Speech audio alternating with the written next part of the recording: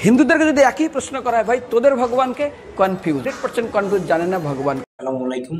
আমি এই ধর্মগুরুর কথা শুনে খুবই অবাক। সে যেভাবে এটা সাহসী কথা বলতে পারবে তা আমি কখনো চিন্তা করতে পারিনি। আসুন আমরা দেখি সে কি বলতে চাচ্ছে। এটা 3 রকমের ধর্মের লোক বেশি আছে, খ্রিস্টান, ইসলাম আর হিন্দু।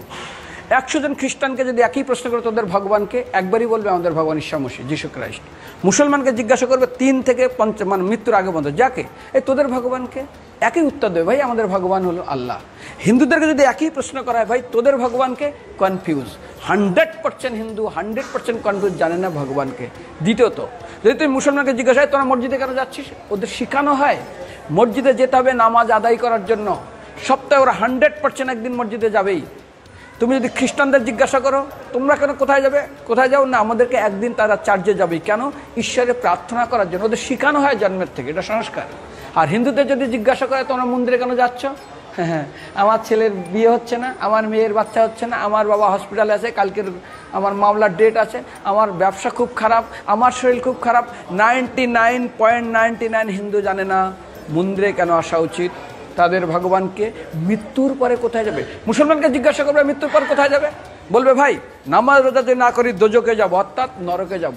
যদি হিন্দুদেরকে জিজ্ঞাসা, ওদেরকে বলবে আর যদি করো নামাজ রোজা করি তাহলে বেহেশতে স্বর্গে যাব। যদি খ্রিস্টানদেরকে জিজ্ঞাসা করো, এই তোমরা যদি আমরা ঈশ্বর আরাধনা করি হেল অর্থাৎ নরকে যাব।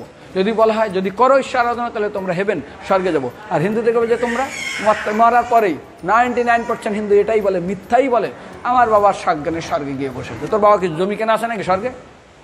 তোর বাবা জমি কেনা আছে যে তোর বাবা মরার পরে স্বর্গে গেছে, হোয়াটসঅ্যাপ করে দেখি এই যে অ্যাটাচ বাথরুম টয়লেট আমি একদম ভালোভাবে পৌঁছে গেছে, তোর বাবা স্বর্গে গেছে, জানিস তুই? আরে মৃত্যুর আগে এত কষ্ট পায়, এত কিছু করে, মারার পরে আমার বাবা স্বর্গে গেছে।